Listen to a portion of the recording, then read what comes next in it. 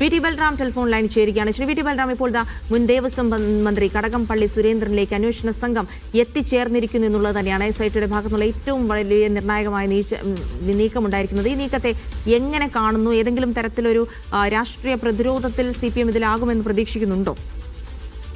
നോക്കൂ, ഈ അന്വേഷണത്തിന്റെ നടപടിക്രമങ്ങൾ തുടങ്ങിയ സമയത്ത് തന്നെ നമ്മളെല്ലാവരും, പക്ഷെ കേരളം മുഴുവൻ പറഞ്ഞിരുന്നതാണ്, ഇത് ഏതെങ്കിലും ദേവസ്വം വകുപ്പിലെ 1-2 ഉദ്യോഗസ്ഥന്മാർ സ്വന്തം നിലയ്ക്ക് നടത്തുന്ന ഒരു തട്ടിപ്പല്ല.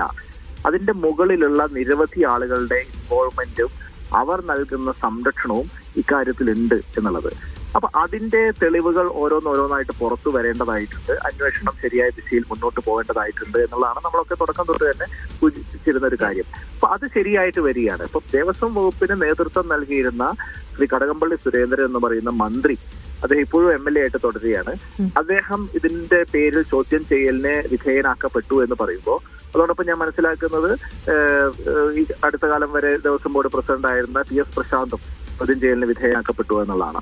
അപ്പൊ ആ നിലയിൽ അവരുടെ കൂടി ഇൻവോൾവ്മെന്റ് ഇക്കാര്യത്തിൽ കൃത്യമായിട്ട് അന്വേഷണ സംഘത്തിന് മനസ്സിലായിട്ടുണ്ടാവും. അതുകൊണ്ടാണല്ലോ ചോദ്യം ചെയ്യാൻ വിളിപ്പിക്കുന്നത്. അപ്പോൾ ഒരു പ്രാഥമികമായിട്ടുള്ള തെളിവ് പോലും ഇല്ലെങ്കിൽ, ഇൻവോൾവ്മെന്റ് ഇല്ല എന്ന് അവർക്ക് പ്രഥമ ദൃഷ്ട്യാ ബോധ്യപ്പെടുകയാണെങ്കിൽ ഈ ചോദ്യം ചെയ്യലിലേക്കോ അല്ലെങ്കിൽ അതുപോലുള്ള നടപടിക്രമങ്ങളിലേക്കോ കടക്കാൻ സാധിക്കും. അപ്പൊ ആ നിലയിലുള്ള ഒരു ഇൻവോൾവ്മെന്റ് ഉണ്ട് എന്ന് തന്നെയാണ് നമുക്ക് കാണാൻ സാധിക്കുന്നത്. അപ്പൊ അതിലേക്ക് വേണ്ടിയിട്ടുള്ള അതിൻ്റെതായിട്ടുള്ള നടപടിക്രമങ്ങൾ മുന്നോട്ട് പോട്ടെ എന്നുള്ളത് തന്നെയാണ് നമ്മൾ ആഗ്രഹിക്കുന്നത്. ഏതായാലും സ്വർണം കട്ടവൻ ആരപ്പ എന്നുള്ള ചോദ്യത്തിന് കേരളത്തിന്റെ ഉത്തരം അത് സഖാക്കളാണ് അയ്യപ്പ എന്ന് തന്നെയാണ് എന്ന് ഇതിനോടകം വീണ്ടും തെളിയുകയാണ്. ശ്രീ വി ടി ബൽറാം, ഇതിൽ ഇപ്പോൾ ചോദ്യം ചെയ്തു എന്നുള്ള പ്രാഥമിക വിവരമാണ്. ഒരുപക്ഷെ അന്നത്തെ ദേവസ്വം മന്ത്രി, കൊള്ള നടന്ന കാലത്തെ ദേവസ്വം മന്ത്രി എന്ന രീതിയിൽ കാര്യങ്ങൾ ചോദിച്ചറിയുക മാത്രമായിരിക്കാം ഉണ്ടായിരിക്കുന്നതെന്നും അറിയില്ല. എന്തായാലും അക്കാര്യത്തിൽ കൂടുതൽ വിവരങ്ങൾ വരണം, നമുക്ക് ഏതെങ്കിലും തരത്തിലുള്ള കൂടുതൽ പ്രതികരണങ്ങൾക്ക് വരണമെങ്കിൽ.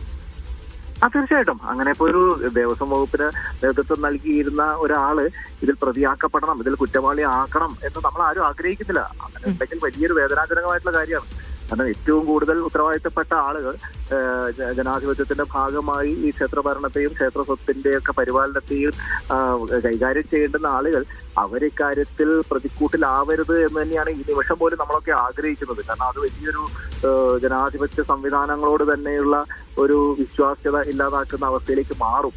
അപ്പൊ അത് ഒരു കാരണവശാലും നമ്മൾ ആരും ആഗ്രഹിക്കുന്നില്ല. പക്ഷെ ഇക്കാര്യത്തിൽ എന്തൊക്കെയോ നടന്നിട്ടുണ്ട് എന്നും ഇത് ഏതെങ്കിലും 1-2 വ്യക്തികൾ ആലോചിച്ച് അവരുടെ ഒരു മാത്രം ഒരു ക്രമക്കേടോ അല്ലെങ്കിൽ അവർ നടത്തിയ ഒരു കളവോ തട്ടിപ്പോ മാത്രം ആവാൻ സാധ്യതയില്ല എന്നും ഇതിന് CPM എന്ന് പറയുന്ന പാർട്ടിയുടെയും അത് കാലാകാലങ്ങളിൽ ദേവസ്വം ബോർഡിലേക്ക് നിയോഗിച്ച ആളുകളുടെയും അവരുടെ രാഷ്ട്രീയ നേതൃത്വത്തിന്റെയും ഭരണാധികാരികളുടെയും ഒക്കെ ഇൻവോൾവ്മെന്റ് ഇക്കാര്യത്തിൽ ഉണ്ടായാൽ മാത്രമേ ഇങ്ങനെ ഈ ഇത്രയും ദീർഘകാലം ഈ തട്ടിപ്പൊക്കെ നടക്കുകയുള്ളൂ, ആവർത്തിച്ച് ഇത്രയും തട്ടിപ്പ് നടത്താനുള്ള ധൈര്യം ഈ തട്ടിപ്പുകാർക്ക് ലഭിക്കുകയുള്ളൂ എന്നുള്ള ഒരു കോമൺ സെൻസിന്റെ അടിസ്ഥാനത്തിലാണ് ഇവരുടെ കൂടി ഇൻവോൾവ്മെന്റിനെ കുറിച്ച് അന്വേഷണം ഉണ്ടാവണം, അല്ലെങ്കിൽ അതിനെക്കുറിച്ചുള്ള സംശയം ദൂരീകരിക്കപ്പെടണം എന്ന് നമ്മളൊക്കെ പറയുന്നത്. യെസ് ബൽറാം, മറ്റൊരു കാര്യം കൂടെ, അതായത് നമുക്കറിയാം നേരത്തെ ഹൈക്കോടതി തന്നെ അന്വേഷണ സംഘത്തെ രൂക്ഷമായി വിമർശിക്കുന്ന ഒരു സാഹചര്യം ഉണ്ടായിരുന്നു. ഒരു ഘട്ടത്തിൽ നമ്മളൊക്കെ ഈ സ്വർണ്ണക്കൊള്ളയുമായി ബന്ധപ്പെട്ട അന്വേഷണങ്ങൾ കാര്യമായി നിരീക്ഷിക്കുന്ന ആളുകൾ കൂടിയാണ്. അതിടയ്ക്ക് ഒരു ഘട്ടത്തിൽ അന്വേഷണം ചില ആളുകളിൽ മാത്രം മുകളിലേക്ക് പോകാതെ ഇങ്ങനെ ഒതുങ്ങി നിന്ന ഒരു സാഹചര്യത്തിൽ കൂടിയാണ് ഹൈക്കോടതിയുടെ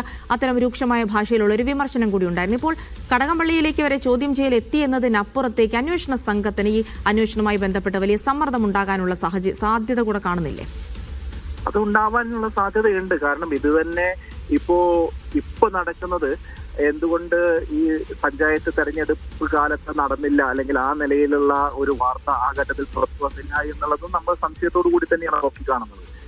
പഞ്ചായത്ത് തെരഞ്ഞെടുപ്പ് കഴിയാൻ കാത്തു നിൽക്കുകയായിരുന്നോ, അല്ലെങ്കിൽ അങ്ങനെയാണ് എങ്കിൽ അവർ ഏതെങ്കിലും തരത്തിലുള്ള രാഷ്ട്രീയ സമ്മർദ്ദത്തിന്റെ അടിസ്ഥാനത്തിലായിട്ടുണ്ട്, രാഷ്ട്രീയ സമ്മർദ്ദം അവർക്ക് മേലുണ്ട് എന്നുള്ളതിന്റെ കൂടി ഒരു സൂചനയാണല്ലോ. ഏതായാലും അതിന്റെ വിശദാംശങ്ങൾ പുറത്തു വരട്ടെ. അത് ഈ പറയുന്ന ക്രിമിനലുകൾ ഓരോരുത്തരായി നിയമത്തിന്റെ മുമ്പിൽ വരട്ടെ എന്നുള്ളത് തന്നെയാണ്. അതിൽ നമുക്ക് ഒറ്റക്കെട്ടായിട്ട് കേരളീയ പൊതുസമൂഹത്തിന് ഒരു നിലപാടെടുക്കാൻ സാധിക്കണം. ഇതുമായി ബന്ധപ്പെട്ട അയ്യപ്പന്റെ സ്വർണം കെട്ട ആരായാലും അവർ നിയമത്തിന്റെ മുമ്പിൽ വരണം, അവർ മാതൃകാപരമായി ശിക്ഷിക്കപ്പെടണം. അത് സംരക്ഷണം നൽകിയ ആളുകൾ അതിന്റെ ഉത്തരവാദിത്വത്തിൽ നിന്ന് ഒഴിഞ്ഞു മാറാനുള്ള അവസരം ഉണ്ടാവരുത്. ദേവസ്വം ബോർഡിന് നേതൃത്വം നൽകിയ ആളുകൾ, ദേവസ്വം വകുപ്പിന് നേതൃത്വം നൽകിയ ആളുകൾ ഒക്കെ ഇക്കാര്യത്തിൽ ഒന്നല്ലെങ്കിൽ മറ്റൊരു രീതിയിൽ വീഴ്ച വരുത്തിയതാണ്. അവരുടെ ലാപ്സ് ആണോ, നെഗ്ലിജൻസ് ആണോ, അതോ അവർ തന്നെ ഈ കോൺസ്പിറസിയുടെയും ഈ പറയുന്ന ക്രിമിനൽ പ്രവൃത്തിയുടെയും ഭാഗമായതാണോ എന്നുള്ളത് അത് അന്വേഷണത്തിലൂടെ പുറത്തു വരട്ടെ.